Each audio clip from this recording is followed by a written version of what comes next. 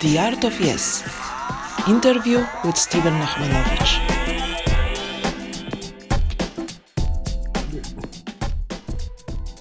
My today guest is Stephen Nachmanovitch from US, and musician and improviser and author of 2 books. I hope we will talk about it. Hello, Stephen. Hello, Monica. Very nice to talk to you today. How are you? I am wonderful, given that we're living in a global pandemic, given that we're living in a world of degraded ecology, and where insanity is running rampant all over the world in many places. Nevertheless, the world is beautiful out there, and people are beautiful, and we're able to do interesting things with each other. So, given all that, I'm just great. Great to hear that. Yes. Especially that is a special time. Yeah. So, Stephen, I'm really delighted to have this possibility because I read your book like many others. I got inspired, and I also recently read some pieces. And because of doing constantly improv, I see that I grew to some things. That some things were not obvious when I first read your book, Mm. and they appeared as a new enlightenment. So. That makes me even more happy to have this possibility to talk to you. I always ask my guests at the very beginning how they started improvising. But in your case, as you are a musician, it goes to music and music school. So would you be so kind and tell me how your story with improvisation started? Well, there's 2 completely different answers to your question. So one answer is that I was taught violin when I was a child and played in orchestras, and I loved Western classical music. I never thought that I would become a musician. Mhm. I was interested in science. I was interested in biology. Then I was interested in psychology. And when I was a student at Harvard University, I became really interested in play as the play of human babies, children, the play of baby baboons, play of animals. And I was researching this in psychology and anthropology.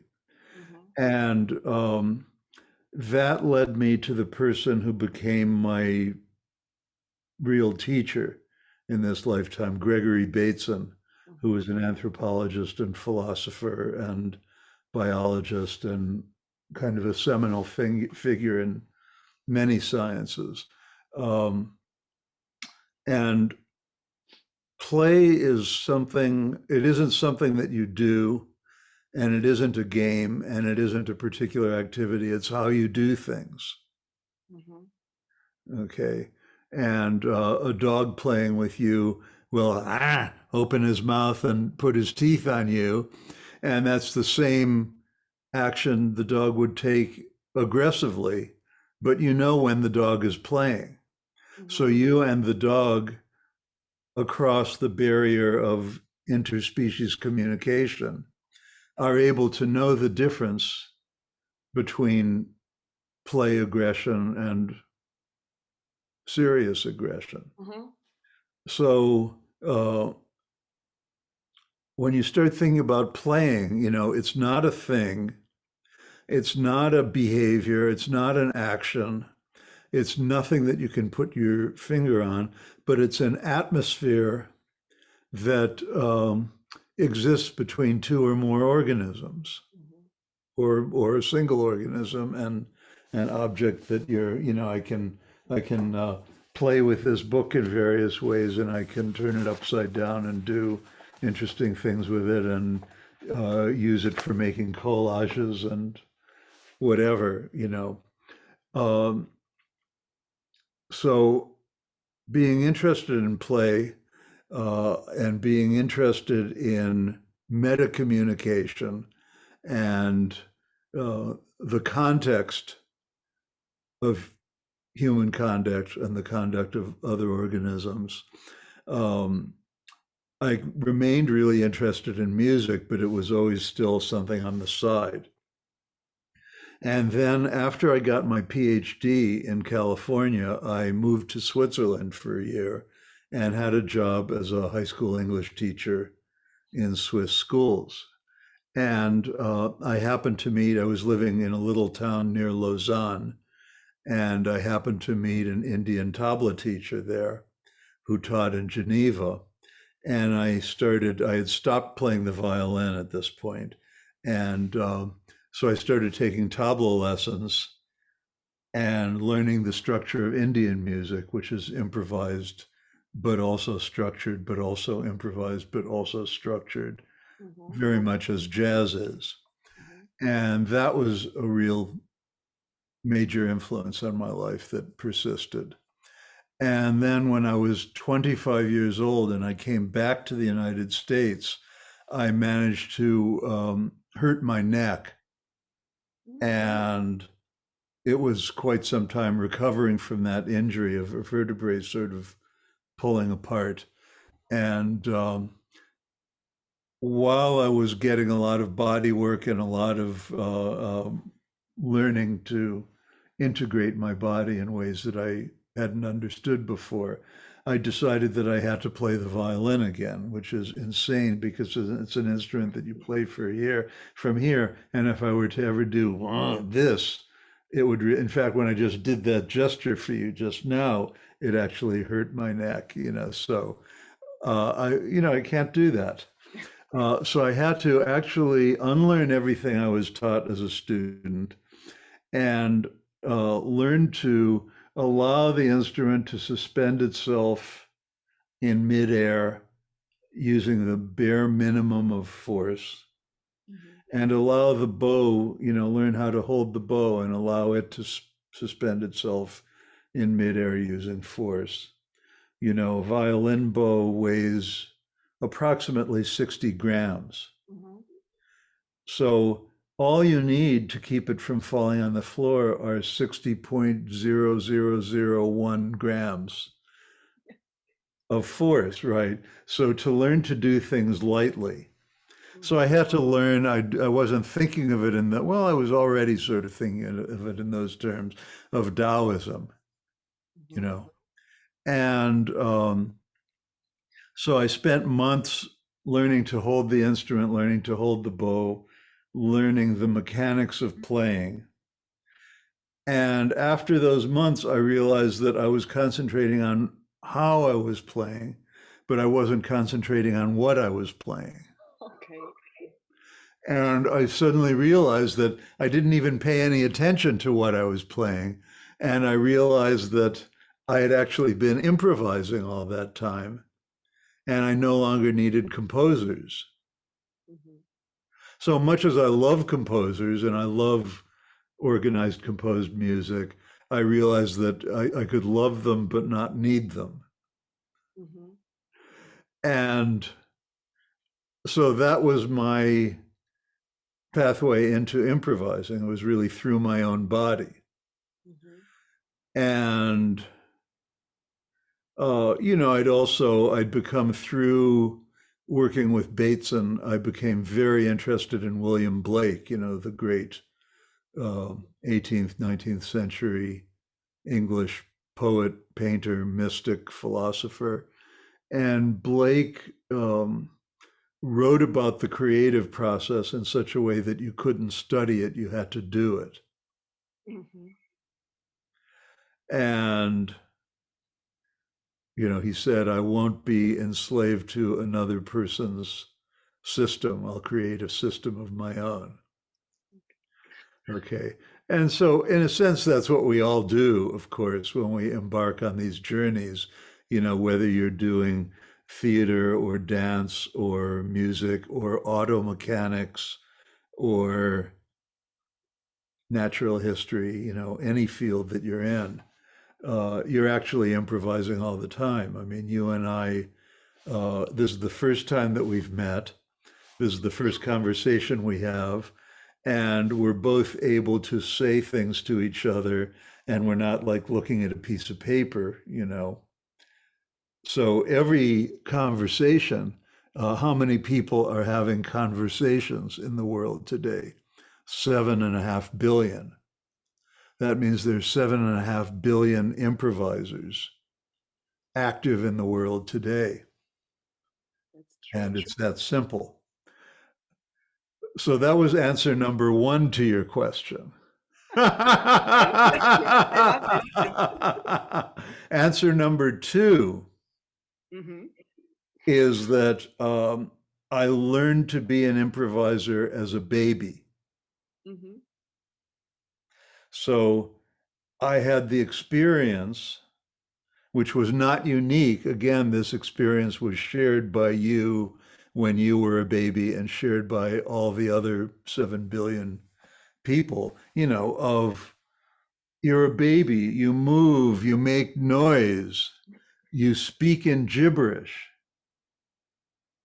When I teach improvisation workshops to people who might be trained musicians or not, or theater people, or whatever they are, teachers, we always begin in the mode of gibberish. Hmm. And I'm not talking about gibberish the way theater game exercises Hmm. treat gibberish as though it was a code for something else that you could translate. Is da bishte, by wa to ba. It's just the exuberance of syllables, of sound coming from your mouth and from your body, and Hmm. making music with that which we already knew and had mastered when we were babies. Hmm. And when we were babies, we could speak the syllables of all languages on earth.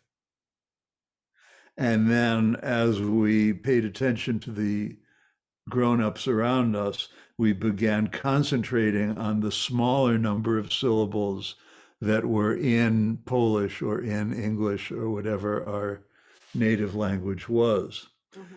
So, as E. E. Cummings, the American poet, said, as up I grew, down I forgot. So, we have all forgotten some of what we knew as babies, Hmm. which is the free, open expression of everything within you and without you through sound and movement. But we also remember some of it, and we can remember more of it through practice. Hmm. So, answer number two to your question is I learned improvisation as a baby. Okay.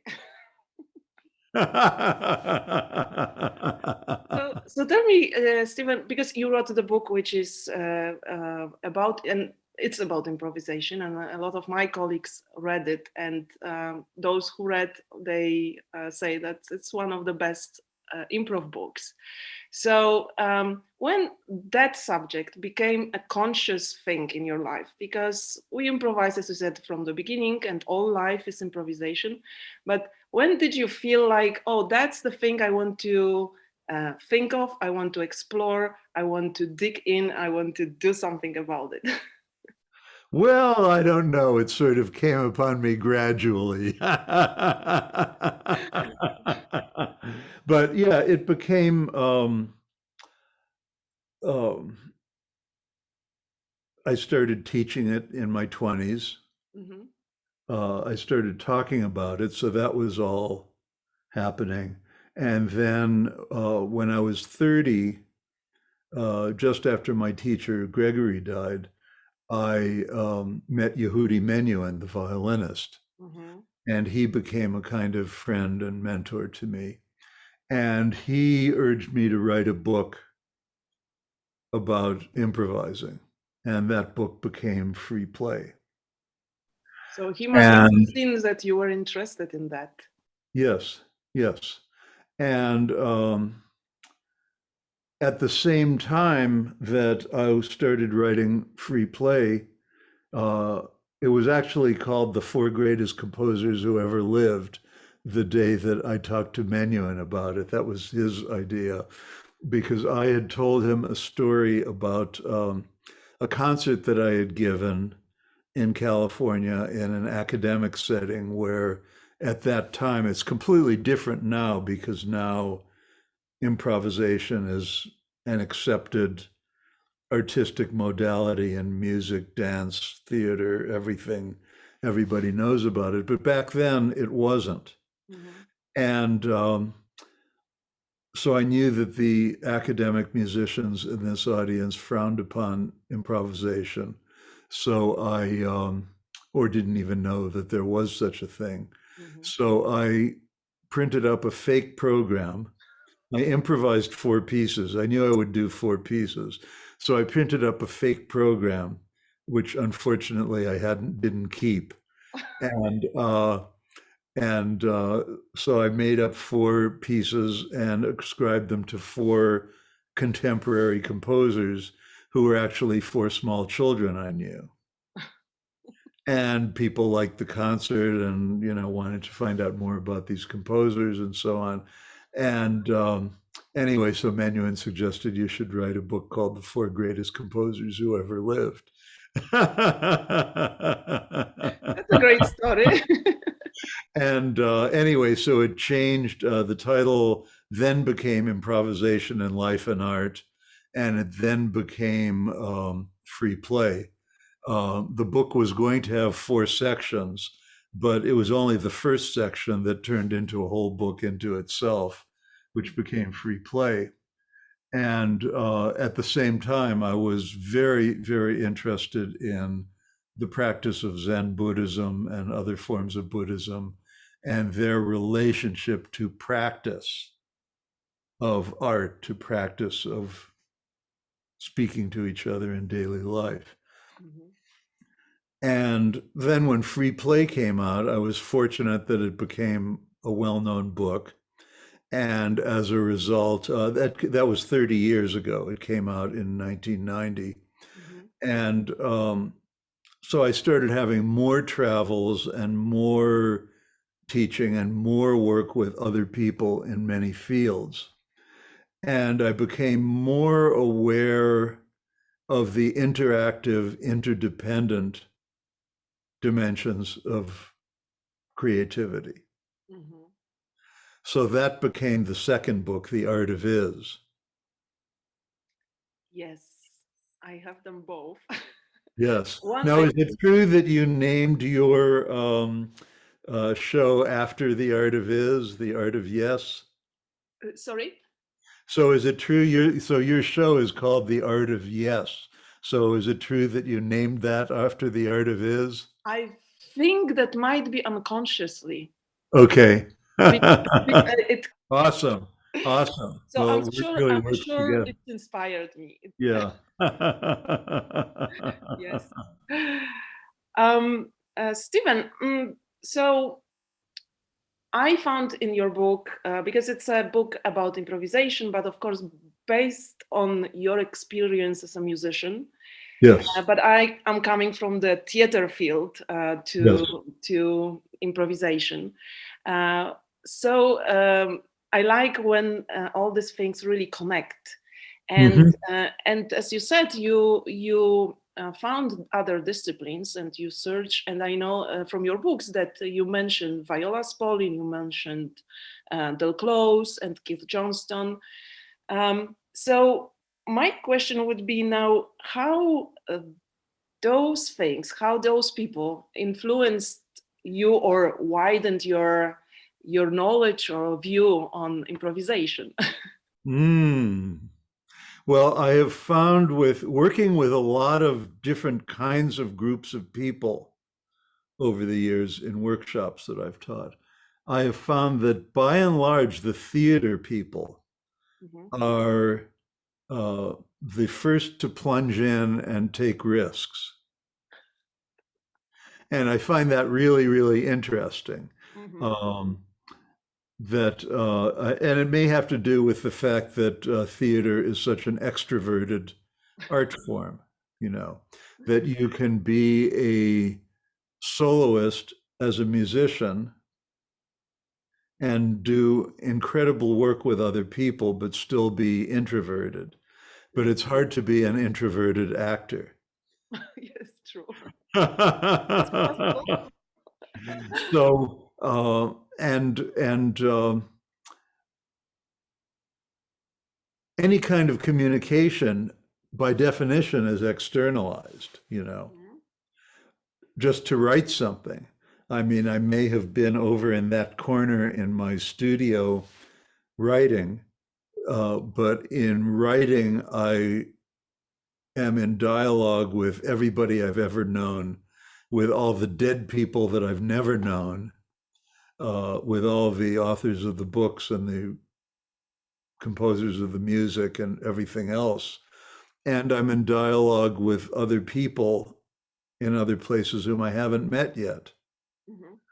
So, especially when I talk about the new book, The Art of Is, about these interactive, interpersonal dimensions of creativity, Mhm. I'm deeply aware of this.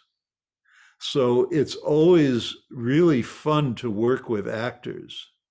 When I met Keith Johnston in, it must have been 1980 or 81 in San Francisco, it was so fascinating, to just see this kind of ebullient, funny, but also very serious, deeply connected to the human condition Mhm. way of operating that comes through in his teaching.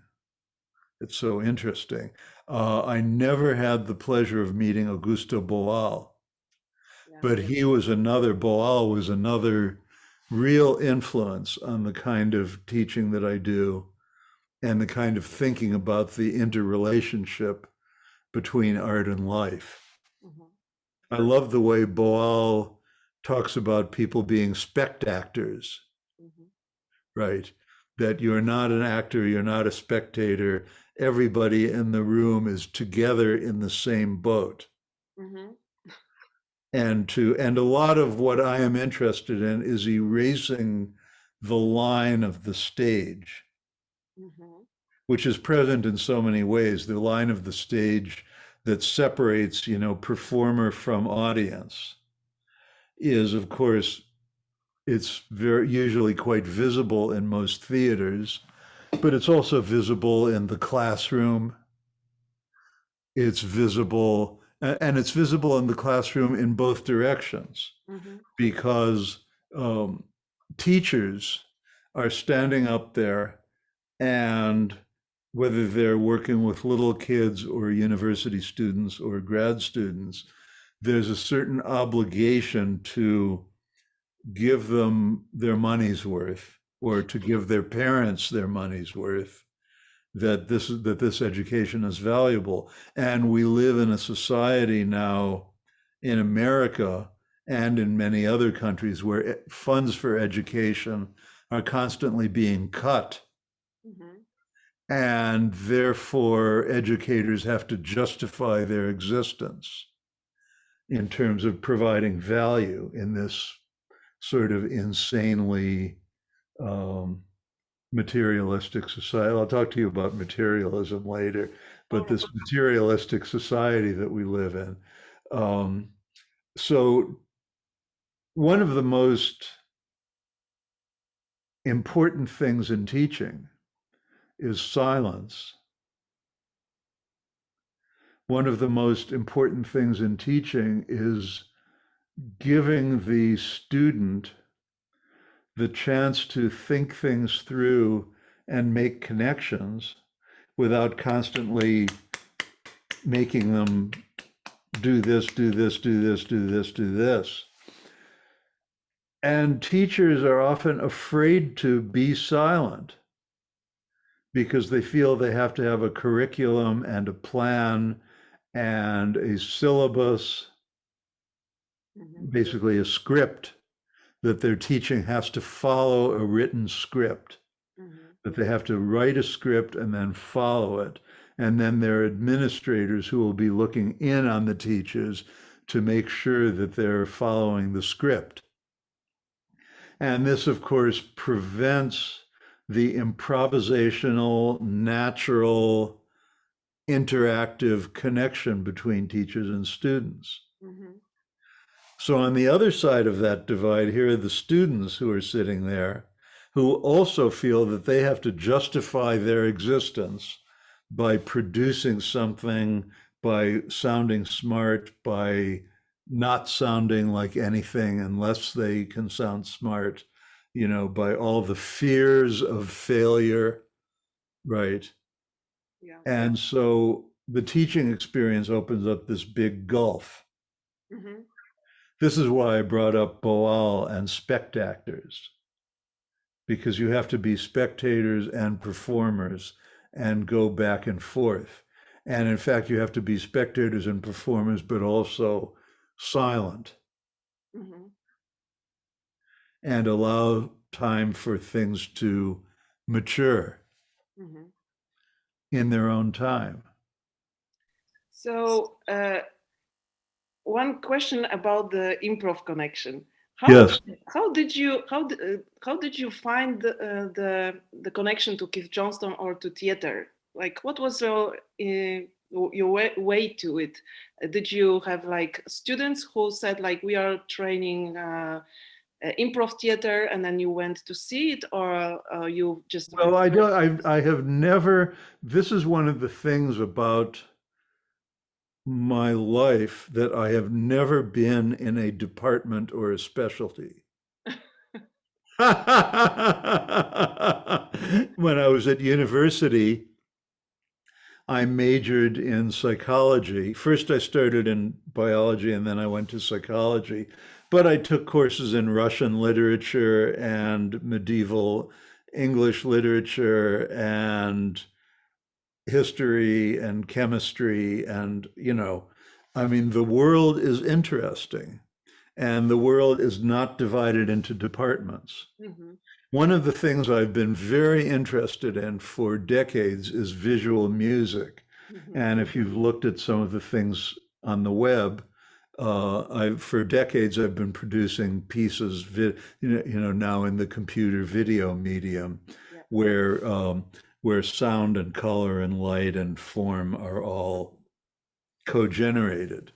So when I was a young student at the age of 18 or something, I was writing papers about synesthesia, Mhm. which we regard as, um it's sometimes regarded as a condition, as something strange where, a person hears music and sees colors or shapes with their eyes closed. Mhm. Okay. Um, Intersensory communication. Mhm.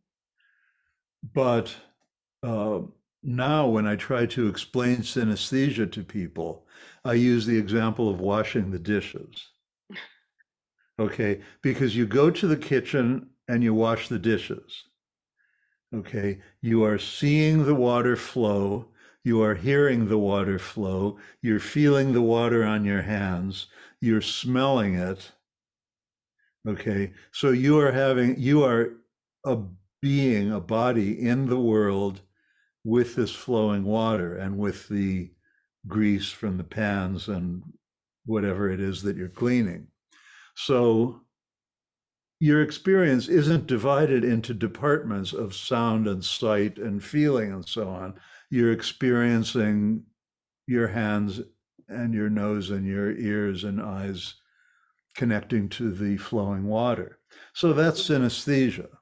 So, because of the way we falsely rationalize our, like the fashionable word today is talking about silos, that university departments or government departments or professional specialties are all silos Mhm. and separate realms. And I mean, obviously, it's good to specialize in some field because you acquire some expertise and some deep knowledge in that field. But that still has to be with the understanding that you are a complete body, a complete mind, in the universe washing the dishes that isn't divided into departments. Mhm. So I never thought of, I was fortunate that when I started this, when I told you about my adventures in my 20s, in my mid 20s, learning to improvise, I was living in Berkeley, California, and I had, this was at a time and place where there were lots of artists of all kinds around. Um, I lived in a shared house. Those were the days when people used to like have rooms in a house where whereas like six people all lived in a house. So the person who owned this house was named Ruth Zipporah. Mhm. She's a wonderful, and she's still very active at the age of 84 or something. She's a Uh, dancer, right? She's a dancer, actor. Well, she's another one of these interdisciplinary Yes. improvisers. She Yes. created a form called action theater, which is not dance and it's not theater, but it's both and all of them combined with daily life. And so I knew Ruth, I knew a number of dancers, actors, musicians who were all part of this network of people who came through this house.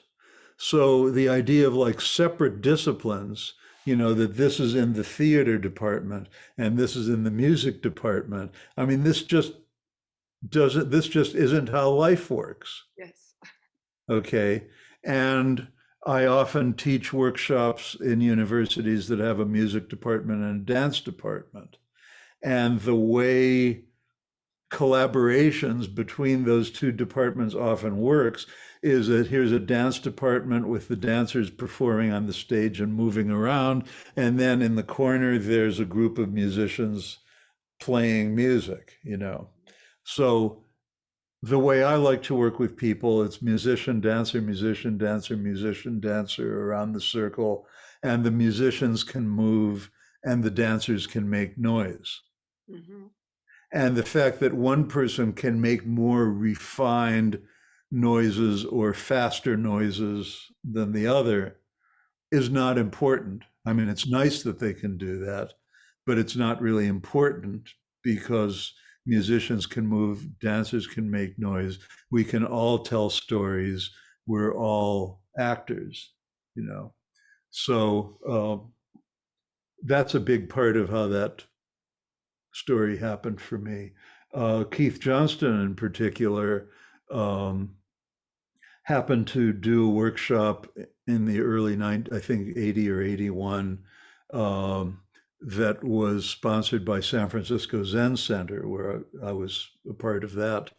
And so I just happened to fall into that and meet him and get to learn his work. Um, Del Close, I happened to be invited. I never knew Del. I learned about him shortly after his death. His partner, who's an actor who's still active, named Charna Halpern, invited me to be part of some event in New York. So I met her and I heard stories about, apparently Dell knew about my work, and but we'd never actually been in direct contact. And Sharna told me this statement from Dell that remained the most important single statement about improvising that I have ever heard, which is telling his students, your job as an improviser is not to come up with clever lines. Your job as an improviser is to make your partner's shitty lines sound good. Yes. Yes. And Keith Johnston referred to this same idea as chivalry. Hmm. Yeah, I wanted to talk about that because it's really interesting how It's you. very important. Now, the same idea has also been popularized in improv theater circles as yes and.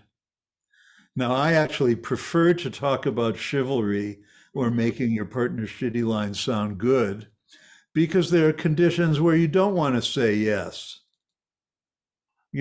especially in the last few years with the Me Too movement, and women who have had the experience of either not being able to say no or saying no. But for many of us in many situations, whether it be gender or other situations, there's times when it's wonderful to say yes and I'll just try this and I'll try that and whatever you know. But there are times when you have to be able to say no fucking way, I'm not going to do that, you know. And so it's important to also say no. That's part of the theater of life too. But the idea of chivalry, it's such an old-fashioned word that I find it quite interesting. You know, many words get ruined over time because they're overused. Like, God help anybody who says innovation. You know, that I'm out the door. And it used to be a perfectly okay word. But chivalry is a wonderfully old-fashioned word, and it refers to a sense of honor and generosity towards other people. Mm-hmm. And whether you're actors playing together on stage or teachers and students or whatever you are, friends, you with your own flaws I mean, as an instrumentalist who's not really a great instrumentalist, I can tell you I can spend my entire life spanking myself for how poorly I play. And so to be generous toward yourself Mm-hmm. with your own flaws, to be generous towards your friends when one of your friends says something that offends you, but they said it not out of malice, but out of ignorance or out of not understanding how you understand a word differently from what they do. Mm-hmm. To be generous and chivalrous Mm-hmm. is a very, very interesting practice. That's true. And you say, and I think those advanced people who improvise, they say that improvisation is a practice. Yes. Uh, if we touch that, let's go to this. I have many Okay. questions. Oh yeah, we are here, so I'm also improvising. I'm prepared, but but I improvising also this as it goes. So Yes. as we touch this subject and improvisation and practice, in your opinion, what's improv? Why you call improv is practice? Ah. Well, that's actually another thing that I learned from Zen. Mm-hmm. Okay. I mean, you don't have to learn it from Zen. You can learn it from many things. But in The Art of Is, I describe near the beginning of the book that um, the word practice in Buddhist practice, practice means sitting still on a cushion. Okay. And I had heard the word practice used that way hundreds of times. But one day when a Buddhist priest gave a talk and used the word practice for, you know, now we're going to sit down and sit still and practice. And when he said that, it suddenly hit me between the eyes that I'm a musician, so I know what practice is, and this is practice. And if you read Dogen, the great 13th century Japanese philosopher, Mm-hmm. or Shunryu Suzuki's book, Zen Mind, Beginner's Mind, the idea in Buddhist practice is by sitting still and being entirely collected, you are being a Buddha. You are waking up Mm-hmm. at that time, at that place, for that moment. It's not that you're practicing to attain some later state, that it's not that there's some hierarchy of higher beings who are enlightened, and if you practice a really long time, you'll become one of them. The idea is that you are right now sitting, and that's it. So Dogen said that before he was enlightened, mountains were mountains and rivers were rivers. And then mountains were not mountains and rivers were not rivers. And now that he's attained whatever it is that he's attained, mountains are mountains and rivers are rivers. And it's very, very simple. So to play in free play, I tell a story about I was visiting a music department in a university. And you know that in university music departments or conservatories, they have all these little practice rooms, like rows of little rooms with a piano in them, and they are semi-soundproof, but not really soundproof. And students can sign up and sit in there and practice for an hour. And at this in this particular hallway, there was a sign. One of these practice rooms had been converted into an office for a faculty member. So there was a sign on the door that said, "This is no longer a practice room." And somebody had written under it, "Now it's perfect." So, you know, this embodies the idea, this Western idea, that practice is something that you do in order for the purpose of getting someplace else. Mm-hmm. You know, there's the joke about how do you get to Carnegie Hall if you're walking around the streets in New York City, and the person says practice. Okay. And of course, it's good to practice. And of course, if you're an athlete or an actor or a musician or whatever you're um, doing a lot of it is really important. Mm-hmm. Okay. But at the moment that you put your bow on the string and you're playing your instrument, you are playing music. You are practicing. Mm-hmm. Playing music and practicing music are the same action. Mm-hmm. Speaking to you, I mean, you and I went going back to the notion of conversation. I mean, you and I didn't practice to have this conversation. We just are having a conversation now. Mm-hmm. So practice is doing. Another wonderful theater person that I worked with for many years was named Rachel Rosenthal in Los Angeles. And she has a wonderful book about theater improv called Do by Doing, DBD Mm-hmm. was the name of her practice. And you do by practice is doing by doing. It's not that maybe you'll be a better violinist or a better actor if you um, practice more, but actually you are a better violinist and a better actor by practicing now because you're actually playing music now. Mm-hmm. As we talk now about practicing and doing, can we learn improvisation or how we learn? Because your book, I loved your book because it was for me collection of thoughts how on one side we have to be spontaneous and having unconscious uh, feeling or experience, and on the other hand, as you're a musician and you know that best, that you have to practice to know the notes, to know the harmony, melody, tempo, and other things.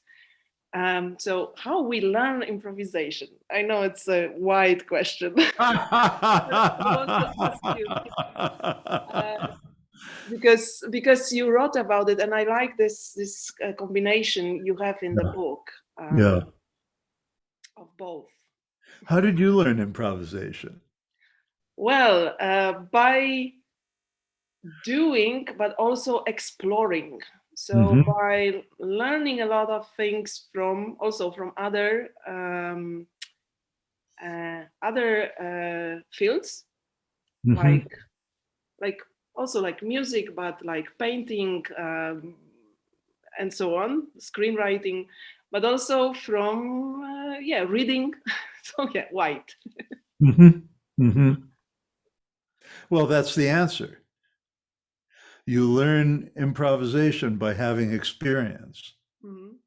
and you learn improvisation from other people, living and dead, near and far. Mm-hmm. You learn improvisation from making mistakes,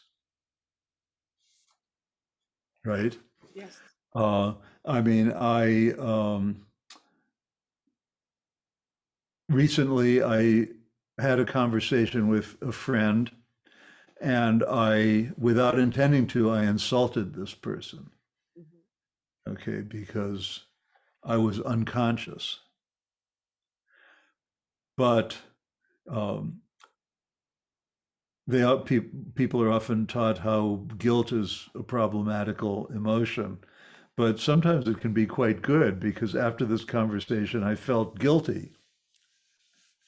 So, in other words, I learned something from that, and I corrected the relationship, or in other words, I was able to correct it because I felt bad about it. Mm-hmm. Okay, so if you're playing a piece of music and you're playing out of tune, and of course, an improvised piece of music that has no predetermined structure doesn't necessarily have right notes or wrong notes, but you still know that this particular tone doesn't fit very well in this context. Mm-hmm. So there are still mistakes in improvisation, even though there's no script or score. Um, so you correct them, and that's called practice. Mm-hmm. And you make the mistake in performance. So you can either let it hang out there like a rotten fruit, or or you can repeat it and then repeat it again. And now it's no longer a mistake. It's a new pattern that you've established, Mm-hmm. you know. Um, when I one time I was in a conference in Ireland. There was a last day of the conference was on this place called Aran Island out off the coast of Galway. And there was a group of, for some reason, I was the artist in this group that was mostly like neuroscientists and people working in cognition and language and stuff like that. So the question went down. The question was to be answered by everybody in the behind the table. What's the root of creativity? Mm-hmm. And so people brought up various parts of the brain or various cognitive functions or developmental functions and that sort of thing. And so my answer was very short. I said, the root of creativity is other people. Mm-hmm. So you learn to improvise by interacting with other people, including those who are right in front of you and the dead people whose books you're reading and the dead people whose art you're looking at, and and you learn from the mistakes in your interactions with those people. Mm-hmm. You learn from having an interaction and saying, wait a minute, I didn't want to do that. And so then you do something else, and now it's a theater piece with two acts instead of one act, because you come back and change your mistake. Mm-hmm. So would you call mistakes as gifts? Yes. Yes. Yes. I Yes. That's great. um, But as we talk now about mistakes, so mistakes, they can cause a kind of fear or judgment or Yeah, self confidence. yeah. Um, so do you remember your moments of failing, like in music or like feeling in Oh, so many. Are you kidding? Thousands and thousands and thousands of them. The important thing is, well, you expressed it very well, to regard the mistake as a gift, which we don't always do, which I don't always do. But when you regard the mistake as a gift, so that it now is generating something else. You know, if you don't regard the mistake as a gift, then you're stopped.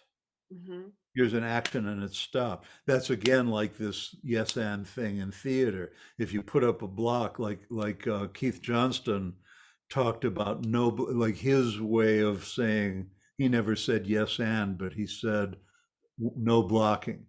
Mhm. Okay, so don't block the action that's coming. Mhm. And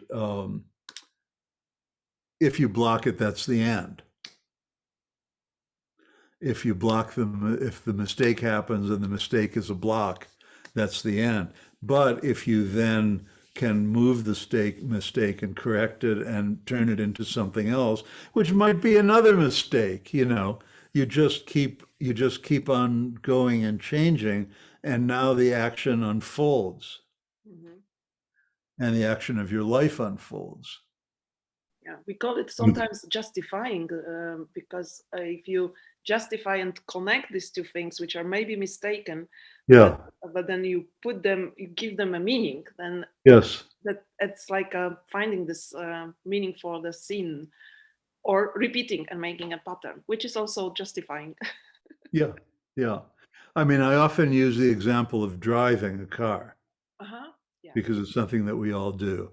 Hmm. And I was thinking about this yesterday, actually, because as I mentioned when we talked before, I got the COVID-19 vaccine yesterday, which required me to go.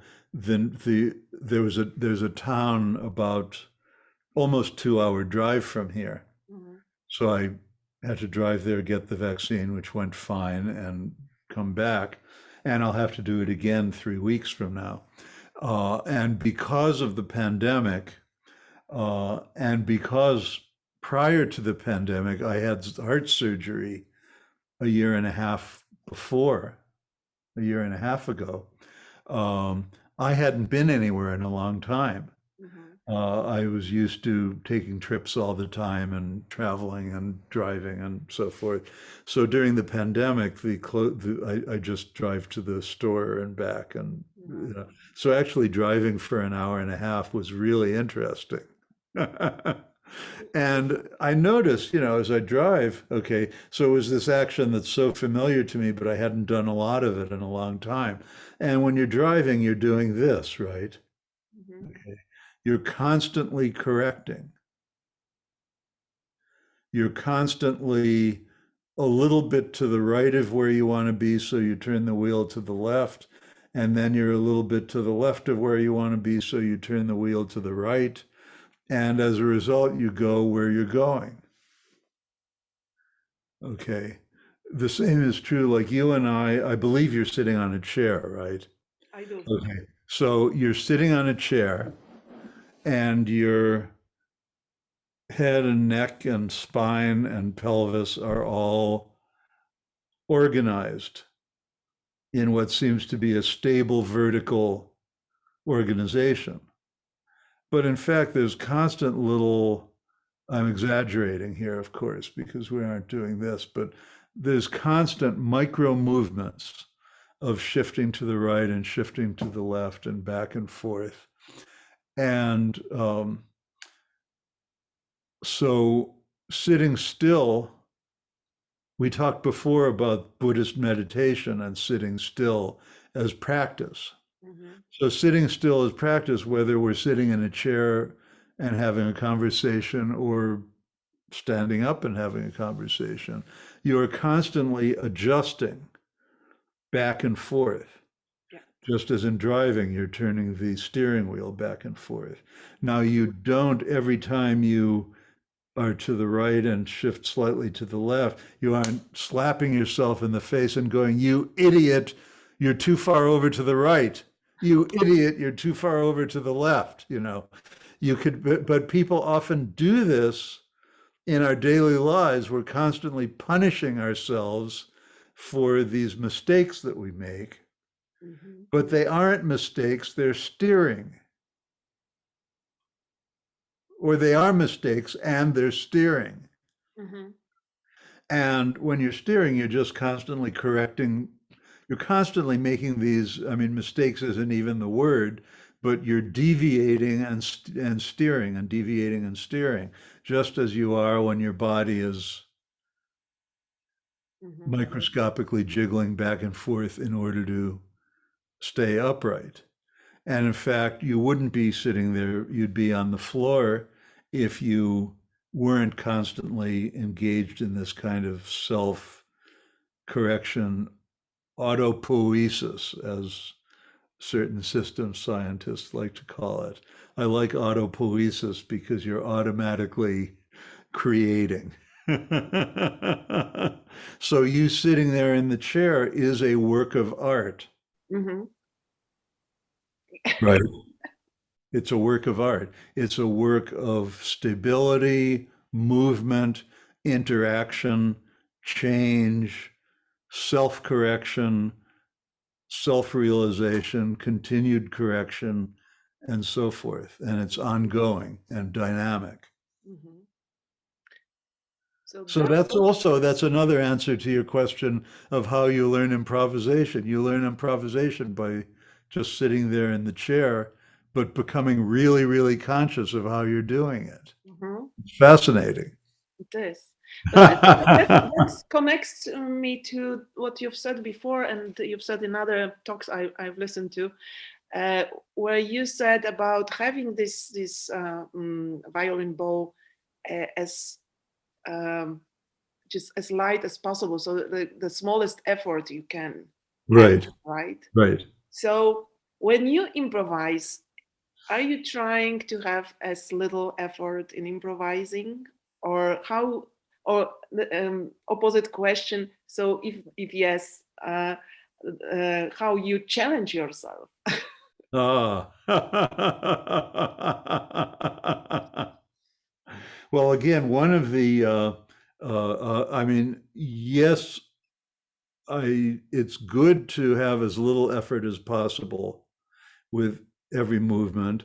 Yes, I constantly catch myself using too much effort or too much pressure. Mhm, And so it's always a matter of stepping back. mhm, Okay.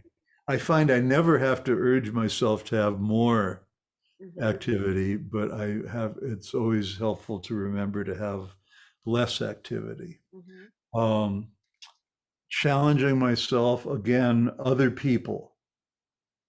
The source of creativity is other people. I just finished an album with a friend of mine, David Rothenberg, who's a clarinetist, and we're both very interested in animal music.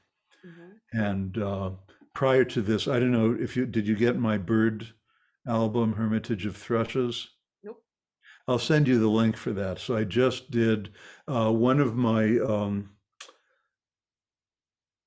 activities in response to the pandemic. Mhm, I'm living here in the country in Virginia, and I don't travel and I don't see other people very much.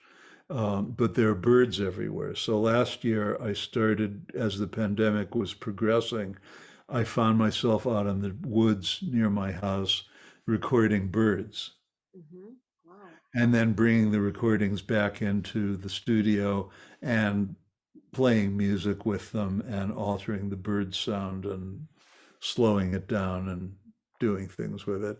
So I did a album called Hermitage of Thrushes, which came out recently, and it's an interesting title because my wife actually came up with the title. I had a couple of other titles that were lousy, And then she asked me, what do they call like a group, a flock of thrushes? And I didn't know, so she looked it up, and there are 5 or 6 names for it, but one of them is a hermitage of thrushes. But also, in a sense, in the pandemic, without partners to work with, I'm kind of living in a hermitage here, Mhm. as we all are. But I also started working. I have this friend, David Rothenberg, who has years and years of experience working with birds in music, as well as other creatures. And we just recorded a complete album together, which will come out very soon. It's finished. Um, and we, and also I worked with some other musician partners this way over the internet, where here you and I are conversing over Zoom, Mhm. and it's fairly easy in a one-to-one conversation where we're speaking back and forth. But playing music together is very challenging. But I've finally discovered that it isn't actually that challenging, and that we can play with partners over great distances on the internet if we're also doing high quality recordings on our own computers of the sound that we can then mesh together. Mhm. So it's been very interesting working with other people, which of course I always used to do lots of, and I'm glad to be doing it again over the internet. And when you work with another person who has a different mind and a different set of habits, a different set of mistakes and proclivities and glories and all the wonderful things that people have, Mhm. this is interesting. In The Art of Is, I have a chapter called Rubbing. Mhm. Okay. And it's about rubbing ideas together, rubbing people together, rubbing patterns of personality together, rubbing your hand against the instrument. It's encounter. Mhm. So, how do you avoid being boring old me? How do I avoid being boring old me when I'm improvising? Is I rub against a different instrument, a different human being, encounter patterns that aren't my patterns and have to adjust to them. Mhm. And what I love about working with other people is that it's not what you would do and it's not what I would do and it's not a compromise. It's something completely different that neither of us would do by ourselves. So would you transfer that, because I think about how that translates to improv and theater, Yeah, and I was thinking like my experience is that the more we play with different players, yeah, the more we learn and the more we experience and challenge ourselves. Because if yeah, we play with one team even for 10 years and we feel we are good, changing that then that factor to playing with someone new yeah, we never played with, that is kind of challenging, I think, for yeah, me. that's great. Because, yeah, what you're saying is that sometimes you can get too good, right? But good in those patterns, right? Yeah, Or in those. those patterns. Okay. I'm really comfortable with these 15 patterns. And let's just do variations on them over and over again. And today it may be a scene in a bus, and tomorrow it's a scene in a boat, but it's really the same scene. And who cares anymore? So Yeah, let's shake it up by working with a really different personality. that's true. And that brought me to a great thing which I found like recently, and not from your book actually, even though you write about patterns, but I found it in one of your talks, and I love it. The Hmm. thing about uh, addiction and improvisation. Hmm. Uh, so would you explain that? Because for Why me, don't you tell me what you got out of that? what I got out of that, I got Yes. out of that that that we can have a kind of tricks and patterns we know and we love, and we feel comfortable. So we can get addicted to those patterns because they are coming easily. So the more we do that, the less we improvise because there is no surprise anymore. Yeah. And Yeah. the more we improvise, the less we use those tricks. Yeah. Exactly. So Exactly. I wanted you to answer. Perfect. I know. But now Yes, you're got it. challenging me. So yeah, so I love that. Thank you for that. It's really interesting to have that thought also at this time when we're so conscious of our planet's addiction to oil Mm-hmm. Oh yeah. and our addiction to all kinds of patterns of interaction that haven't been very helpful to us, Mm-hmm. but we can't get out of them because we're addicted. And we have very, very, very good reasons for being addicted. So, this is one of the um, values of the art that you do can have for people Mm-hmm. to help shift the participants. You know, if you're giving a theater performance and everybody's a spectator, to shift the participants in that room into a slightly different way of seeing what's possible for them. Mm-hmm. And then some of those great big giant addictions, you know, we all feel powerless. We may be able to shift our own life into a different pattern, which is often very, very difficult. But then we look at those giant, giant addictions that affect the whole of society, and we feel powerless to do something about those. And yet, you never know whose work is going to do something subtle that alters the balance. Mm-hmm. So, by playing with people as you do, you're performing an extraordinary service. That's great. I love that talk so far.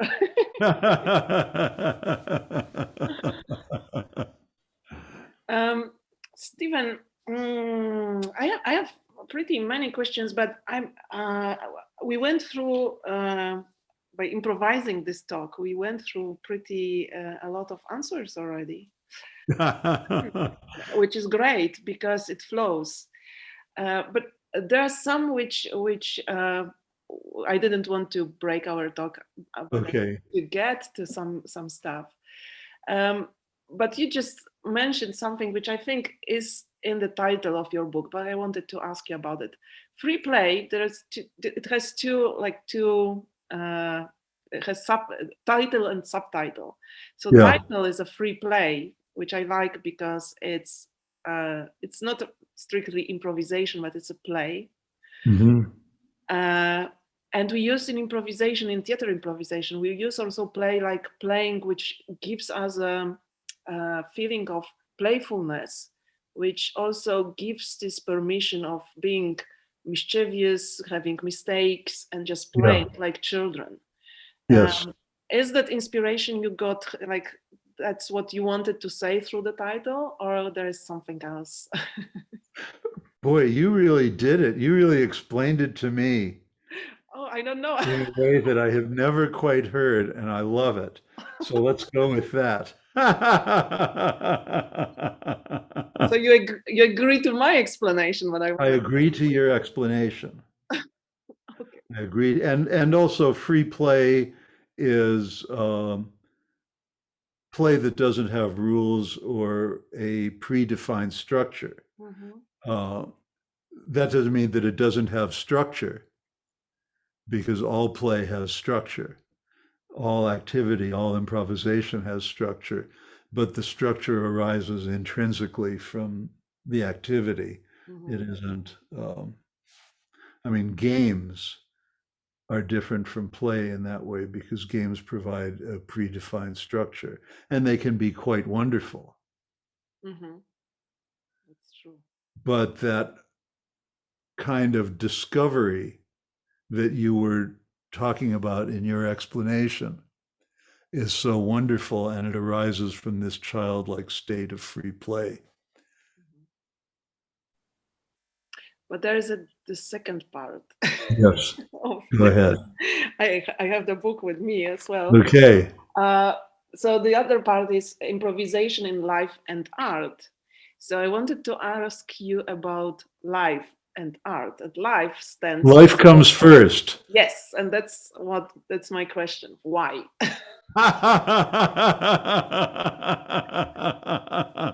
Well, look around you.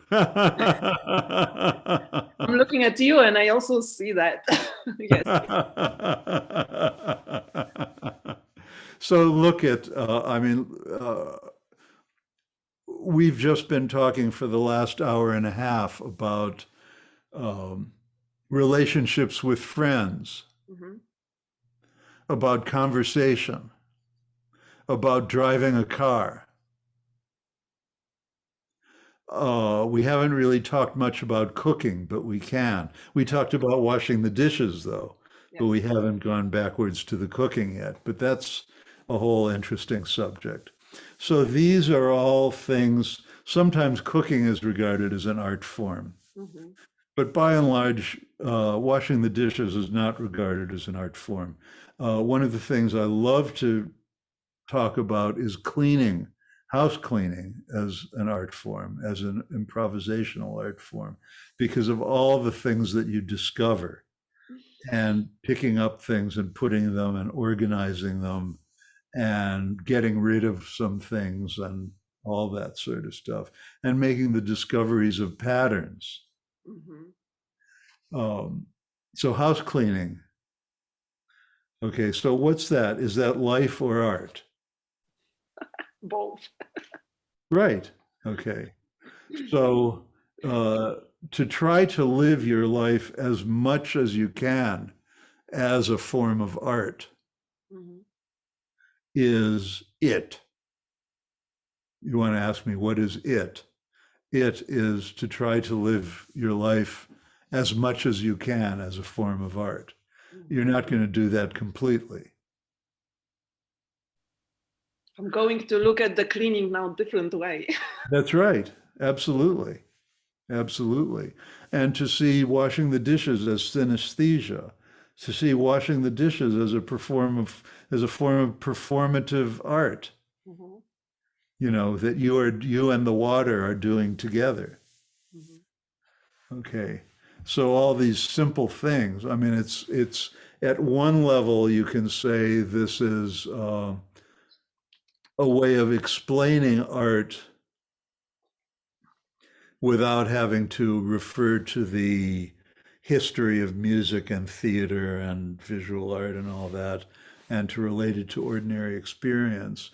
But sort of but really, it's much more important to regard these things like sitting in a chair, washing dishes, talking with your friend as an art form, because to the greater extent that your life is an art, then it's really worth living. And it's a practice. And it's a practice. So we had a long conversation about practice before, and this is part of that. Right? Yeah.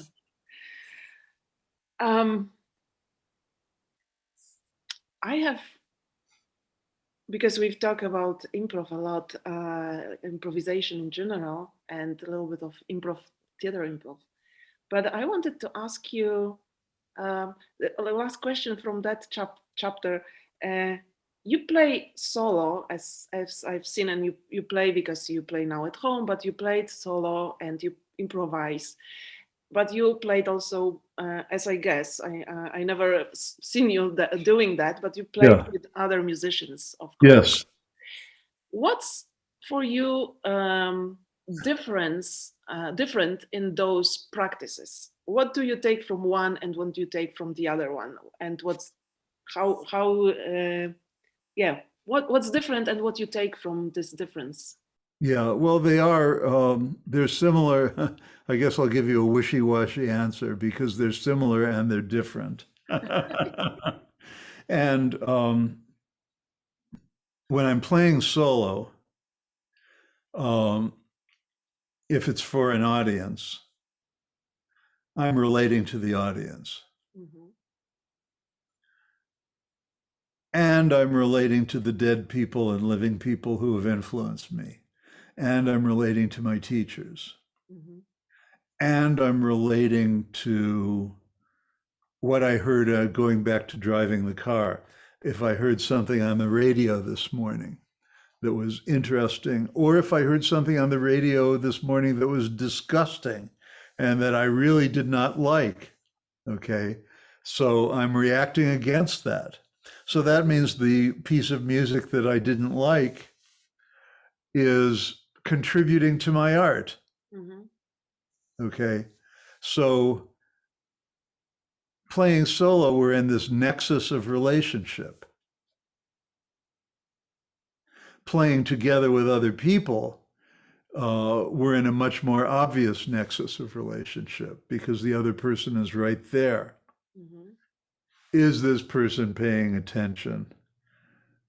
Is this person going off on his or her own pathway uh, without regard to what I'm doing?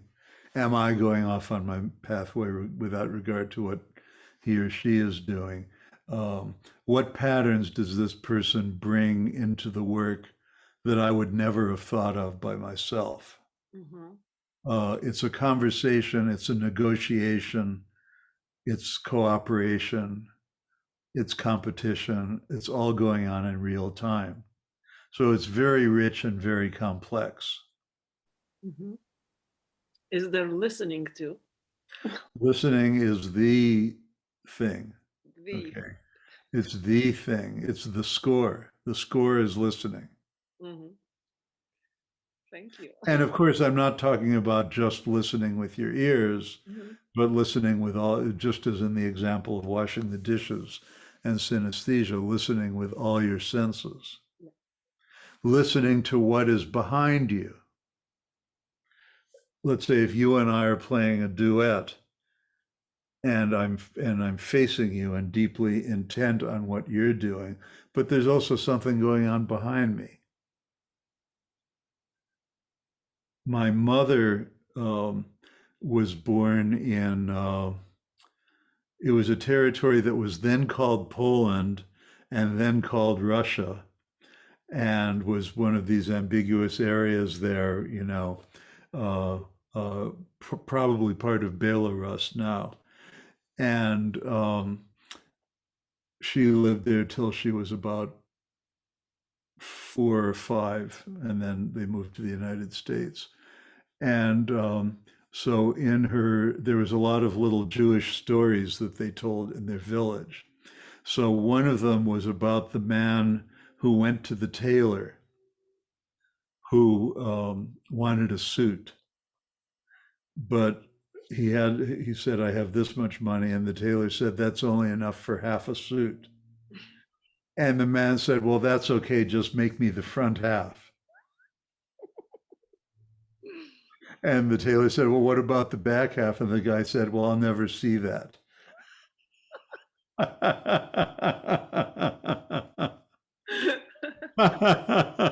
So that's what we're like, right? Okay. We're aware of our field of vision. We're aware of this 180 degrees. Okay. I can sort of see what's behind me because of the trick of the camera, um, but usually I don't see what's behind me. And It's very complex when you start being aware of what's behind you. Mhm. So interaction, I mean, this is also why the most important, not just socially and politically and biologically, but in terms of our relationship to each other as performers, the most important fact of our time is ecology. Mhm. And that goes to humanity. That's correct. That's correct. Is improvisation a humanity? Yes, Yes. here we are. And here we are.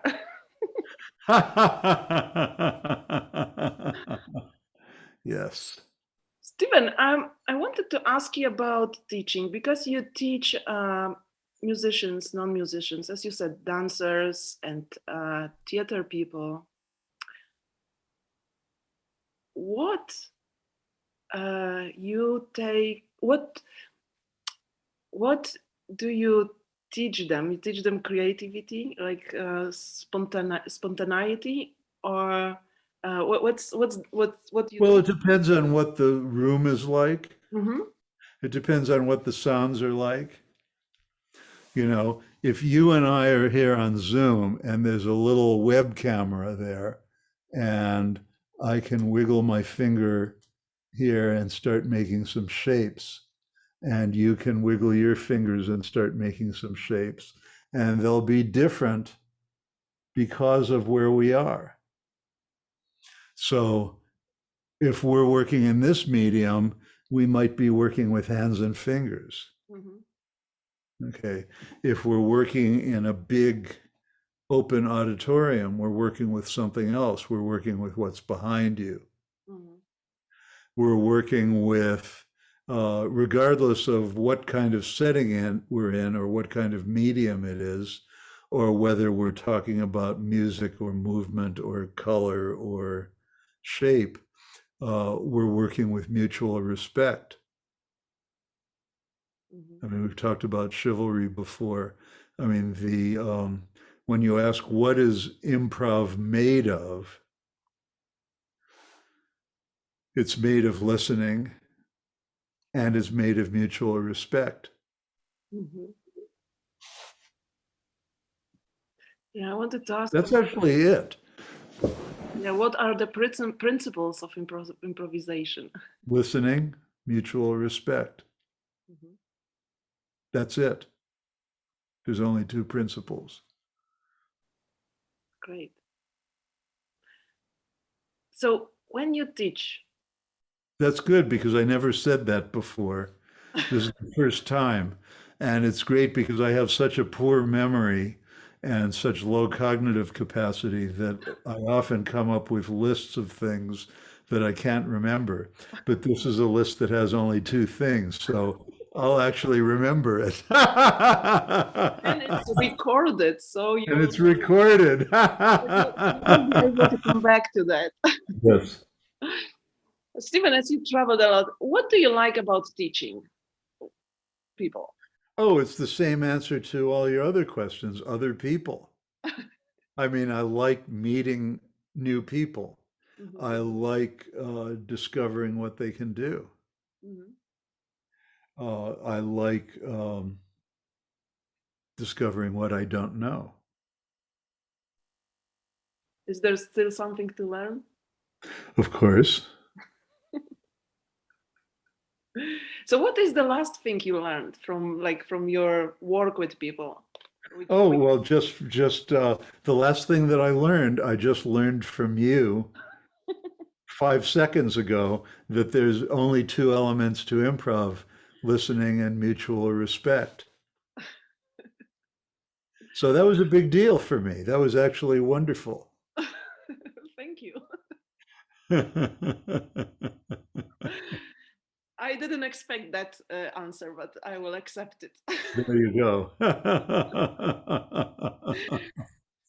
um, looks like you really answered to many of my questions. Good. Coming back to improvisation, theater improvisation, you said something in one of the talks with I think with Jim Carwish that when you watched theater improvisation, that you've seen that people have pressure to be funny. Yes. Where do you think that comes from? Well, that's very interesting. I think,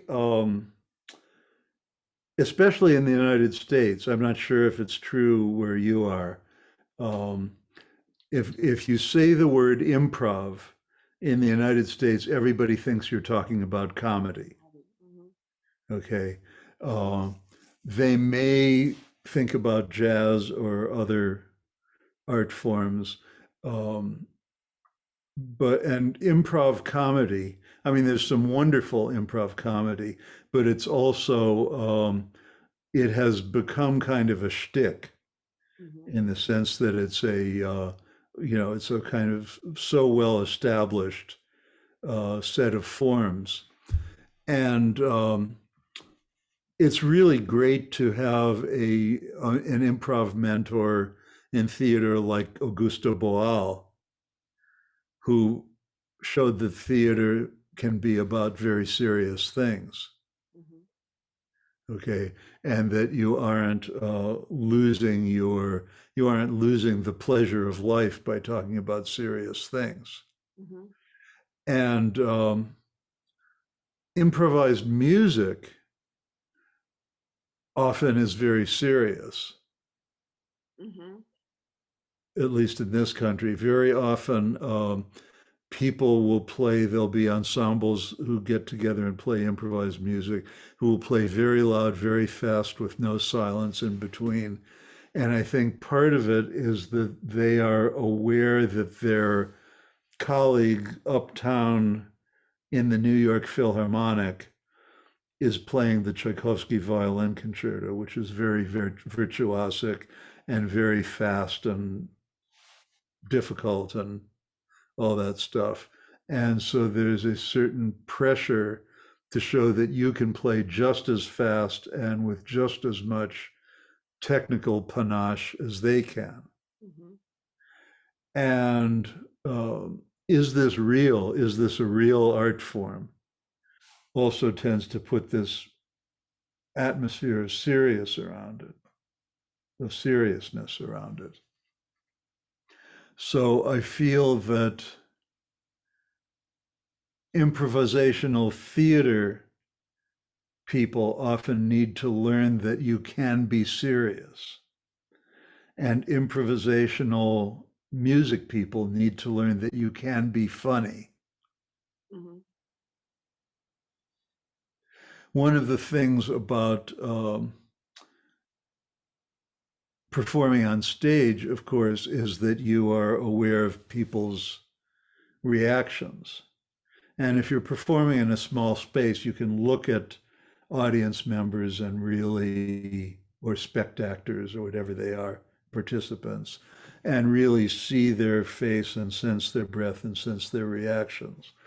But when people laugh, like if people see something that's moving or terrifying or profound, they'll often get very quiet. And when they see something funny, they will laugh. Mhm. And laughter is audible. So, in a sense, people on stage are being rewarded by the laughter. Mhm. And we're all sort of like Skinner's pigeons, we like to continue doing that which we're rewarded for. Mhm. And even though the more serious things we may do will also produce very positive sensations in the people in the audience, we're not as aware of those perhaps because laughter is audible. So I Mhm. think part of it is a just kind of a training or conditioning of the people on stage to come up with funny things Mhm. because you hear the laughter. They need a feedback from You need the audience. feedback with people. Yeah, exactly. Mhm. Mhm. Exactly. But is that like that with musicians? Because musicians get applause and they sometimes get it after like, high moments or the Hmm. solo playing. Yeah. Um, Do you feel it's similar with music? Uh, yeah, it is. I mean, there's also, of course, God, I remember I have one friend who did a album recently, um, and I told him how much I liked it and how funny it was. And he didn't know whether to accept. I meant that as a huge compliment. I Hmm. was really enjoying it. Um, but because I said it was funny, I had to explain why I thought that was good, because musicians often think if you think their music is funny, then you thought it was stupid, or they didn't, or you didn't like it, or something like that. And you offend them. So I offended him without, I mean, I didn't offend him for long because I was able, had a very free conversation about it, and he got what I was saying, but I had to explain it a little bit. And that's really kind of interesting, Hmm. because people should be, uh, in Italian, like opera is not my favorite art form. Hmm. Uh, but one of the interesting things about opera, not now, but in the 19th century and beginning of the 20th century, is that people in the audience would be constantly yelling and screaming and laughing and responding, and it would be sort of a continue, or throwing things or whatever, so it would be this very interactive thing with the audience, Hmm. whereas now it's all about being very solid and solemn and Hmm. stable and looking like a gentleman or a lady. And in Indian music also, I've not been to India yet, but when I hear recordings of concerts in India, like when we have concerts of Indian music in the West, people respond to it much as um, they do with Western music, being very quiet and serious. And in India, people are kind of laughing with pleasure all the way through. That's, like somebody does a really interesting turn on their instrument, and you laugh because it's wonderful, Hmm. because it's Interesting. giving you pleasure, Hmm. you know, and people will make physical, audible responses, Hmm. and it's part of the continuous interaction. Hmm. So, do you think that this running for funny is also the problem? Why do we don't have so much silence in that? Yes, yes, it is. Hmm. Yes, it is. Because you have to get, once again, if people are paying money for tickets to be in the place, you, the performer, feel that you're under obligation to give them their money's worth and to perform. Hmm. This is also why in music I've come, do you know the composer Morton Feldman? No. He was a good buddy of John Cage, though Hmm. the music that they did was a little bit similar, but not really.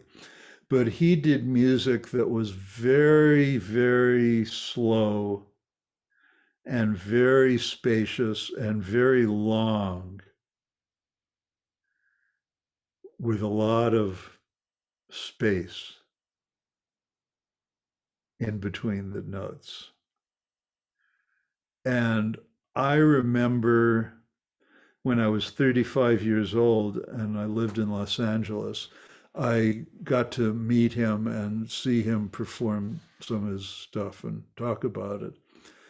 And I didn't know his work very well then, but I didn't really enjoy it because I thought it was boring.